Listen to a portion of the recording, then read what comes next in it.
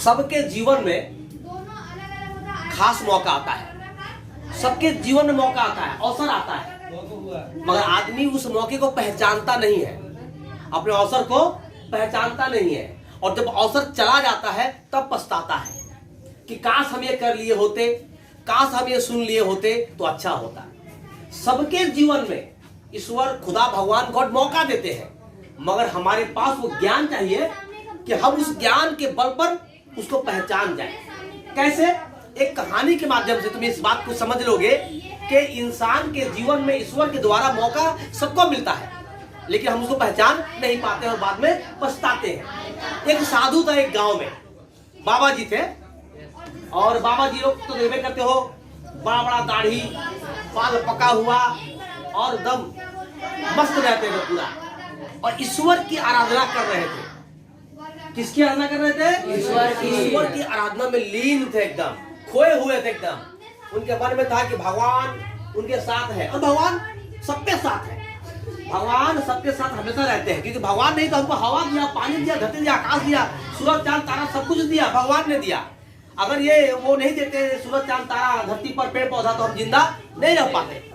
लेकिन भगवान ने कहा है कि भाई सिर्फ और सिर्फ हम जो दिए हैं उस पर डिपेंड मत करो, अपना दिमाग भी लगाओ। देखो दिमाग भी दिए है, दिमाग दिया है ना, हाथ भी दिए है ना। हाथ क्यों दिया गया है? काम करने के लिए। पैर क्यों दिया गया है? चलने के लिए। तो जब जो काम दिया हुआ, ये आंख में कैमरा है, ये क्या है? ये कैमरा का भी इस्तेमाल है। इसको तुम थोड़ा रिकॉर्डिंग करते रहो, और कभी कभी ध्यान जब ये थक जाता है इसको फिर थोड़ा चार्ज भी तो करना पड़ता है। तो रात में चार्ज में लगा दो, सुबह चार्ज से निकाल लो, तो तुम रात में चार्ज देते हो 8 घंटा 7 घंटा, और कोई तो बेसी भी देता है, लेकिन ये चार्ज का एक समय है, वो समय देना पड़ेगा। तो भगवान ने तुमको दिया हाथ, कान, पैर, आंख, नाक, इसका फंक्शन है। तो बाबा जी साधु जी जो है ईश्वर की आराधना में लीन थे, और गांव में बाढ़ आ गया। गांव में क्या आ गया? बाढ़ आ गया। तो बाढ़ आएगा तो बाढ़ में क्या होता है? आदमी डूब जाएगा, घर बह जाएगा, पशु पक्षी भी मर जाएगा डूब कर। तो उसमें आदमी को जान बचाना पड़ता है, ठीक ना। अब तुम बोलोगे नहीं ये बाढ़ हमारा कुछ नहीं बिगाड़ेगा, तो बाढ़ ऐसा बिगाड़ देगा कि फिर तुम दोबारा उस लायक नहीं बचोगे। इसलिए समय है तो सावधान। तो गांव में बाढ़ आ गया और सब लोग भाग रहे थे जान बचाने के लिए। तो भागते भागते कुछ लोग, देखिए बाबा जी साधु जी है, बैठे हुए हैं और आराधना कर रहे हैं, साधना में लीन है, ईश्वर के, गॉड के, अल्लाह के, भगवान के प्रार्थना में लीन है, खोए हुए हैं एकदम। कोई बाबा, अरे बाबा भागिए, गांव में बाढ़ आ गया है, बाढ़ आ गया, भागना पड़ेगा।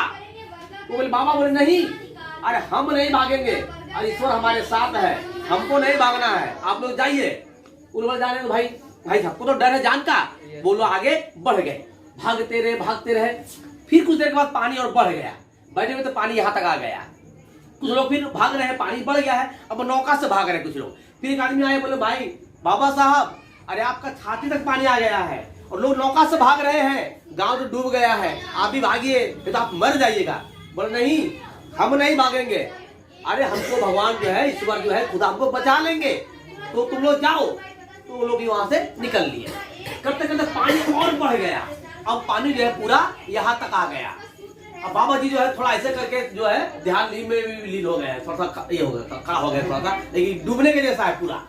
फिर हेलीकॉप्टर आया है और बोला गया कि जो भी कहीं गांव में है, अनाउंसमेंट हुआ था जो है, तो खैर निकल गया था, और लोग पहाड़ पर जा रहे थे, ऊंचा जगह पर बचने के लिए। तो हेलीकॉप्टर वाला भी बोला, बाबा जी आइए चढ़ जाइए, जान बचा लीजिए, मर जाइएगा।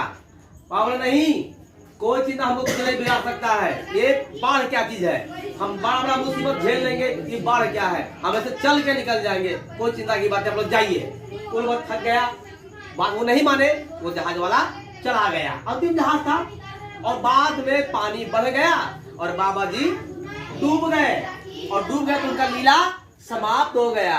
और जब समाप्त हो गया तो उनका आत्मा पहुंचा ऊपर। कहाँ पहुंचा?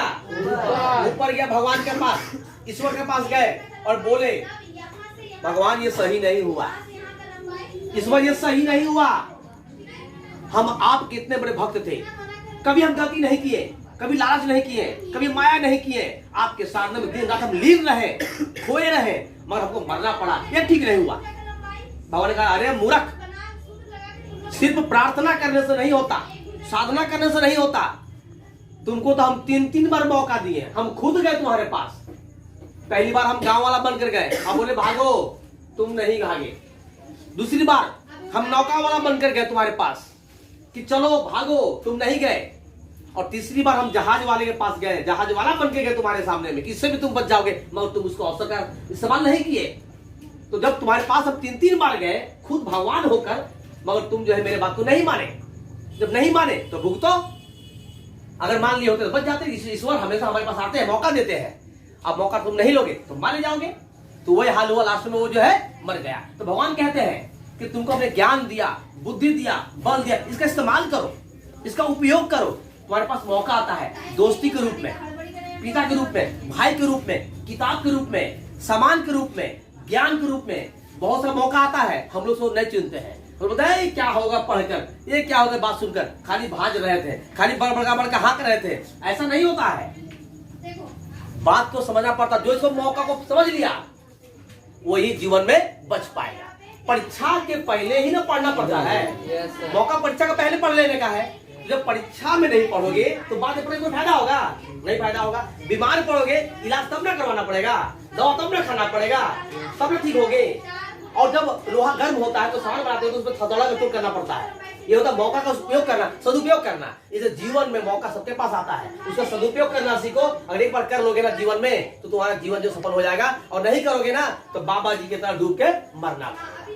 ये इस कहानी का संदेश था।